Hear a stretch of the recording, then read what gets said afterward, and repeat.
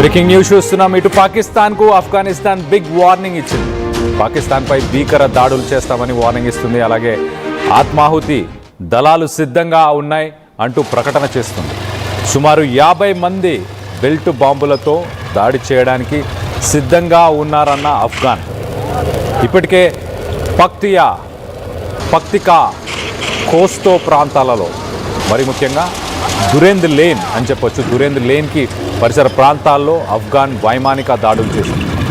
55 మంది పాకిస్తాన్ సోల్జర్స్ మృతి చెందారు, పలువురికి తీవ్ర గాయాలయ్యాయి అంటూ చెప్పుకొస్తుంది. అలాగే 19 సైనిక స్థావరాలు మిలిటరీ పోస్టులని స్వాధీనం చేసుకున్నట్టు ఆఫ్ఘాన్ వెల్లడిస్తుంది.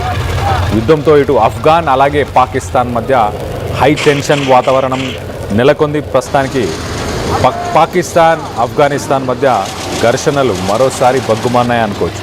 గురువారం ఆఫ్ఘాన్ చేసిన దాడులకి ప్రతిగా ఇటు పాకిస్తాన్ గజబ్ లిల్ హక్ అనే ఆపరేషన్ని ప్రారంభించిన సంగతి మనందరికీ తెలిసిందే. ఇటు కాబుల్, కాందహార్, పక్తియా పలు నగరాల్లో ఇటు వైమానిక దాడులు చేపట్టింది. 2 దేశాల సరిహద్దుల్లో దురేంద్ లేన్ పరిసర ప్రాంతాల్లో హై టెన్షన్ వాతావరణం నెలకొంది. ఈ నేపథ్యంలోనే ఇటు సూసైడ్ స్క్వాడ్, ఇటు బెల్ట్ బాంబులు అంటూ ఆఫ్ఘాన్ మీడియా విడుదల చేసిన చిత్రం ఆందోళన కలిగిస్తుంది. బక్తార్ న్యూస్ ఏజెన్సీ ఈ చిత్రాన్ని షేర్ చేసింది. వారంతా బాంబర్లు రెడీగా ఉన్నారు. సాధారణంగా ఇలాంటి బాంబర్స్ని యాక్టివేట్ చేయడానికి, ట్రైనింగ్ ఇవ్వడానికి పెద్దగా డబ్బులు ఖర్చు అవ్వవు. కానీ పాకిస్తాన్ ఆర్మీ, పాకిస్తాన్ మిలిటరీ కావచ్చు, అక్కడ ప్రజలకి ప్రభుత్వంపై విశ్వాసం కోల్పోవడం సాధారణం. గతంలో కూడా మనం చూస్తే కనుక ఇలాంటి బెల్ట్ బాంబు దాడులు గతంలో కూడా చాలా జరిగాయి. ఇవన్నీ ఆఫ్ఘనిస్తానే చేయిస్తుంది. తెహరీకి తాలిబాన్ పాకిస్తాన్ అనే సంస్థ నిర్వహించింది అంటూ పాకిస్తాన్ ఎన్నోసార్లు చెప్పుకొచ్చే ప్రయత్నం చేసింది. కానీ ఆఫ్ఘనిస్తాన్ అది మాకు సంబంధం లేని విషయం అంటూ ఆఫ్ఘనిస్తాన్ తోసిపుచ్చే ప్రయత్నం చేసింది. ఇటు దురేంద్ లేన్ ఒక్కసారి మనం దాని గురించి మాట్లాడుకునే ప్రయత్నం చేద్దాం. ఆఫ్ఘనిస్తాన్ ఎప్పుడు కూడా ఇటు బ్రిటిషర్స్ గీసిన ఆ గీతని మనం చూడొచ్చు.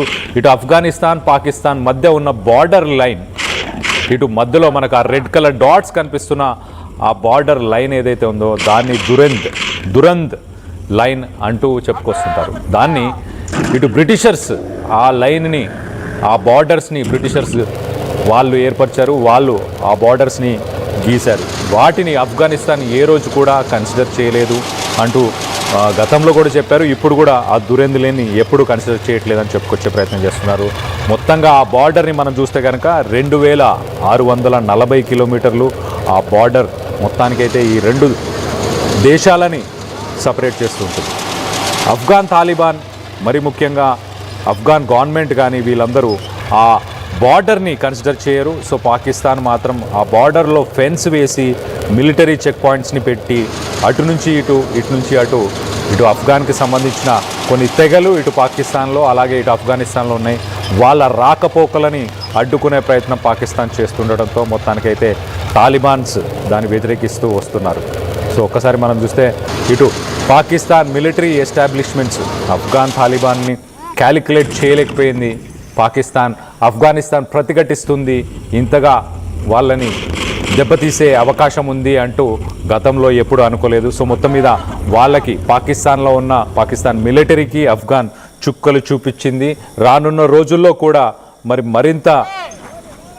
మరింత అగ్రెసివ్గా తాలిబాన్ ఉండబోతుంది అంటూ ఇటు తాలిబాన్ మినిస్ట్రీ కానీ తాలిబాన్కి సంబంధించిన మినిస్ట్రీ ఆఫీషియల్స్ కూడా చెప్పుకొచ్చే ప్రయత్నం చేస్తున్నారు.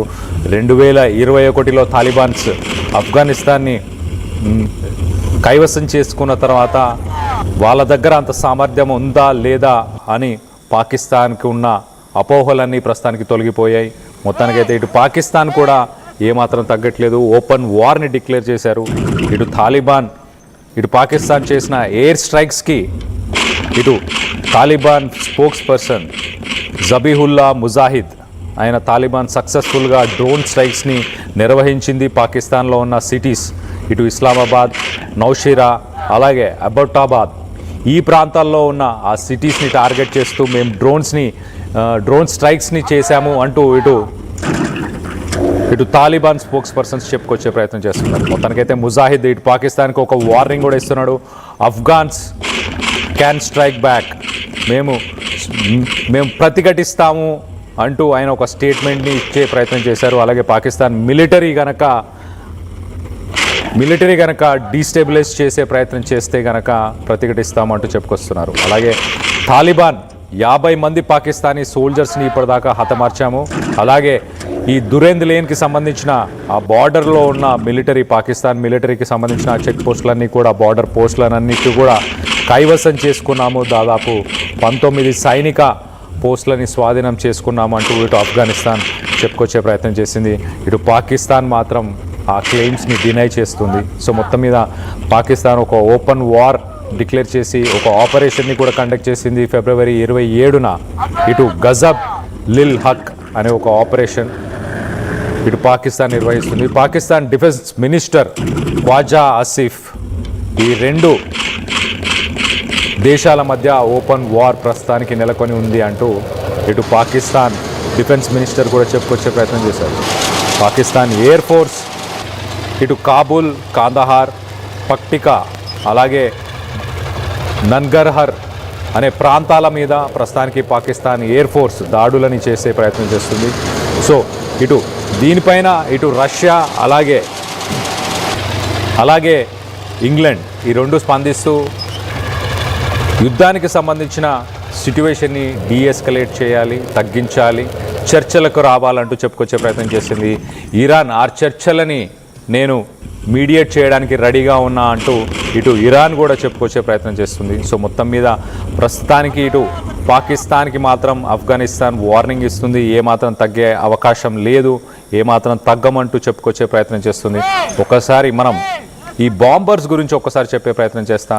సాధారణంగా ఇలాంటి బాంబర్స్ గతంలో కూడా మనం చూసాం. పాకిస్తాన్కి సంబంధించిన మిలిటరీ పోస్టులు ఇటు ఖైబర్ పఖ్తుంఖ్వా కానీ మిగతా ఏరియాస్లో ఉన్న మిలిటరీ పోస్టులని టార్గెట్ చేస్తూ ఇటు బాంబర్స్ మానవ బాంబులు వెళ్ళి ఆ టార్గెట్స్ని బ్లాస్ట్ చేయడం గతంలో కూడా చూసాం. సో ఇలాంటి స్ట్రాటజీతోని మేము రెడీగా ఉన్నామంటూ కూడా ఆఫ్ఘనిస్తాన్ చెప్పుకొచ్చే ప్రయత్నం చేస్తుంది. వాళ్ళని ట్రైన్ చేయడానికి పెద్దగా ఆర్థికంగా పెద్దగా ఇన్వెస్ట్మెంట్ ఉండదు. అలాగే దీనివల్ల ఇటు పాకిస్తాన్ మిలిటరీ సైకలాజికలీ అలాగే ఎకనామికలీ ఇవన్నీ కూడా వాటికి పెద్ద డ్యామేజ్, పెద్ద థ్రెట్. అలాగే పాకిస్తాన్లో ఉన్న ప్రజలు కూడా పాకిస్తాన్ ప్రభుత్వం మీద నమ్మకాన్ని కోల్పోతారు. కాబట్టి ఇలాంటి ఒక స్ట్రాటజీతోని ముందుకొచ్చే ప్రయత్నం ఆఫ్ఘనిస్తాన్ చేస్తున్నట్టు తెలుస్తుంది. సో మొత్తం మీద Afghanistan Taliban official ministry of defence ఈ బాంబింగ్స్కి మాకు ఎలాంటి సంబంధం లేదు అంటూ ఇటు మినిస్ట్రీ ఆఫ్ డిఫెన్స్ అయితే చెప్పుకొచ్చే ప్రయత్నం చేస్తుంది. సో రానున్న రోజుల్లో ఏం జరగబోతుంది? వైమానిక దాడులని ఆఫ్ఘాన్ ఇటు డ్రోన్స్ని యూజ్ చేస్తూ వైమానిక దాడులు చేసే ప్రయత్నం చేస్తుంది. పాకిస్తాన్కి సంబంధించిన ఆర్మీకి సంబంధించిన 55 మంది ఇప్పటికే మృతి చెందారు, పలువురికి తీవ్ర గాయాలయ్యాయి అంటూ ఇటు ఆఫ్ఘాన్ అయితే వెల్లడించింది. 19 సైనిక స్థావరాలను కూడా స్వాధీనం చేసుకున్నామంటూ ఆఫ్ఘాన్ చెప్పుకొస్తుంది. సో యుద్ధంతో మొత్తానికైతే ఆఫ్ఘాన్ అలాగే పాకిస్తాన్ మధ్య హై టెన్షన్ వాతావరణం నెలకొని ఉంది. ఇది ఇంకా తారాస్థాయికి చేరుకునే అవకాశం ఉందా? మరి రానున్న రోజుల్లో ఇటు రష్యా కానీ చైనా కలగజేసుకొని చర్చలకి పిలిచి యుద్ధాన్ని ఆపే ప్రయత్నం చేస్తాయా లేదా అన్నదానిపై కొంత ఉత్కంఠం అయితే నెలకొని ఉంది. సో దీనికి సంబంధించి మీరేమనుకుంటున్నారు? మీ అభిప్రాయాలని ఒక్కసారి కింద కామెంట్ రూపంలో తెలియపరచండి. సో ఈ రాత్రికి ఎలాంటి పరిణామాలు చోటు చేసుకుంటాయో అన్న దానిపై కొంత ఉత్కంఠం అయితే నెలకొని ఉంది. ఇటు ఆఫ్ఘనిస్తాన్ డ్రోన్ స్ట్రైక్స్ చేసే అవకాశం ఉంది. అలాగే ఇటు పాకిస్తాన్ తన ఎయిర్ ఫోర్స్ని యూజ్ చేస్తూ ఇటు ఆఫ్ఘనిస్తాన్కి సంబంధించిన నగరాలను టార్గెట్ చేసుకుంటూ ఆఫ్ఘనిస్తాన్పై ఇటు పాకిస్తాన్ దాడులు చేస్తుంది. అలాగే మరి రానున్న రోజుల్లో ఇటు బెల్ట్ బాంబుకి సంబంధించిన దాడులతో ముందుకు వెళ్ళే ప్రయత్నంలో ఇటు ఆఫ్ఘనిస్తాన్ ఉన్నట్టు ఆఫ్ఘనిస్తాన్కి సంబంధించిన తెహ్రీక్-ఈ-తాలిబాన్ ఈ దురేంద్ లేన్ బ్రిటిషర్స్ గీసిన ఈ బార్డర్ వల్ల ఇటు తాలిబాన్కి సంబంధించిన కొన్ని తెగలు, ఇటు ఆఫ్ఘనిస్తాన్లో అలాగే ఇటు పాకిస్తాన్లో కూడా ఉన్న ఆ తెగలు ఇటు నుంచి అటు ప్రయాణం చేయలేని పరిస్థితులు. అలాంటి పరిస్థితుల వల్ల మొత్తానికైతే తాలిబాన్లు పాకిస్తాన్ని అలాగే బ్రిటిషర్స్ గీసిన ఆ దురేంద్ లేన్ని వాళ్ళు అంగీకరించట్లేదు, దాన్ని మార్చాలి, తిరిగి రాయాలి అంటూ చెప్పుకొచ్చే ప్రయత్నం చేస్తున్నారు. ఇటు బలోచిస్తాన్ మనందరికీ తెలుసు, బలోచిస్తాన్ లిబరేషన్ ఆర్మీ కూడా గతంలో కూడా ఈ దురేంద్ లేన్ని మేము పరిగణించట్లేదు, బలోచిస్తాన్ ఒక స్వతంత్ర దేశంగా ఉండాలని మేము ప్రయత్నిస్తున్నాం, పాకిస్తాన్ మాకు అన్యాయమే చేసింది.